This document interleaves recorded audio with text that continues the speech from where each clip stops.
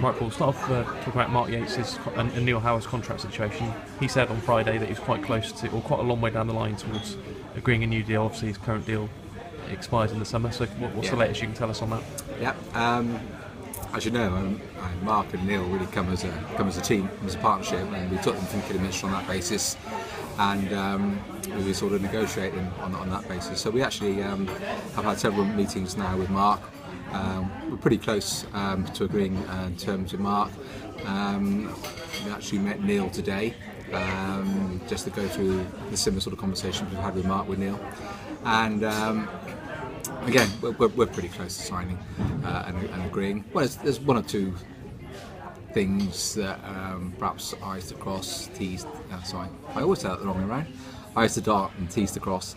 Because we are looking at making some sort of changes to the contract that we've had with them previously, but the nuts and bolts, we're looking at a two-year contract, but just some changes within that, which has been accepted in principle by Mark and Neil. Obviously, they need to take their own advice, and subject to some wordings.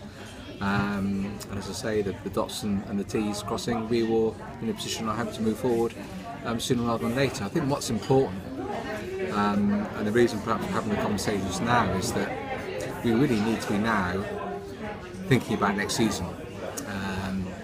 That doesn't mean we've given up on this season, and we can come back to that later, but I want our management team now to be thinking about what's going to happen next season, thinking about their recruitment, looking at players now.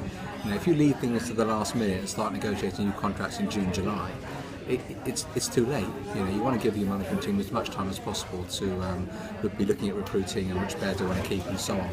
I think stability has been very important for us, as you know, over the years at all levels of the club.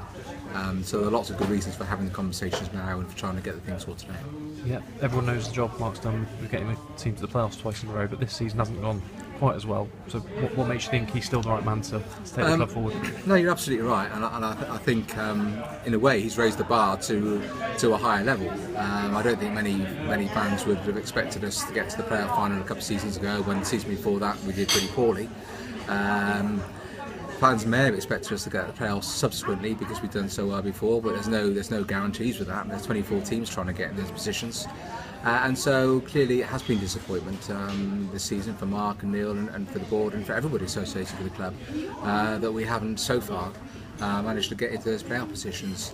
12 points, we're quite a long way from there, but there's still an awful lot of points to play for, and I think if we can get 3 or 4 wins in the next 4 or 5 games, we've got a chance to rejoin in that pack. But it's a tall order, but not beyond. But in terms of why we'd want to be securing them both now, why I think they've done a good job. I think they came in with the club was at the lowest it's ever been in my time there, and they turned that round. That was a huge challenge, operating within massively reduced budgets. I think without question, reaching the playoffs in consecutive seasons is a huge success, and I think there aren't many clubs in League 2 currently who've had 2 playoff positions in the last 3 seasons. And so to judge somebody on the fact that we haven't currently got into a playoff position and therefore not award them a new contract would be totally unfair. And I do think that Mark and Neil may yet turn the season round, but will certainly have got the right degree of pedigree and experience to move on next season and have us challenging again. I think particularly, if you look at Mark, we've invested heavily in Mark in terms of his education. He's now doing his B licence. There won't be many managers better qualified in terms of qualifications when he's finished out this season, and that's so we've invested in Mark, and hopefully that will pay dividends. We know Mark and we know Neil, and I know fans like change. They like to see new players coming in, and I would say that some of them, a small minority, want to see a change of manager because of how the season's gone. But then you look at what's happened in League 2 this year, which clubs have changed managers and has it made a difference? Bury, you change managers and they're still in the bottom 3 or 4. Torquay changed managers, they're still in the bottom 3 or 4. Portsmouth have changed managers, they're probably even lower than where they were. So, it doesn't always work, and we've never really been in that situation with Mark and Neil this year.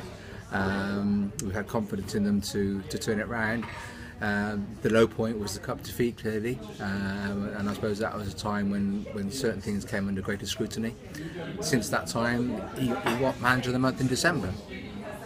2014 has not started as we'd hoped, but I think we as a board have seen enough to think that these guys are more than capable as a partnership to turn things around. And I think it may well end up that this season has been a bit of a learning curve for us all. We did things differently at the start of the season. I think we probably went for, or we did go for a smaller squad and more expensive players. I think that's given us less flexibility, perhaps. It's made us more dependent upon a small number of players. When you get injuries, that's a problem. When it's key players, we've had key players out, with Elliott and of late Noble. It's meant we haven't been able to do much wheeling and dealing in the loan window.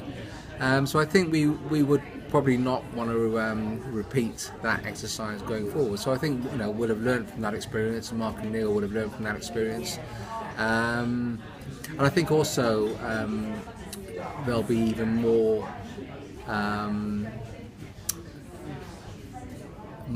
of a day-to-day working relationship between the board and the management next season. I think there are times where we could have been more supportive and more understanding of the manager's situation, and probably times too when Mark and Neil could have been more open and engaging with us. And I think when things are going well, when you're in the playoffs, everything's hunky-dory. You don't look at very much because everything's going well. And I think when it's been a struggle and when it's been a challenge like it has this season, then you are therefore more challenging of what's gone on and why, and what can we learn from what may or may not have gone wrong. And clearly, things haven't gone as well as we thought, so that would suggest that things in some respects have gone wrong. As long as we can identify those and not repeat those, then we should be in a stronger position going forward. Yeah.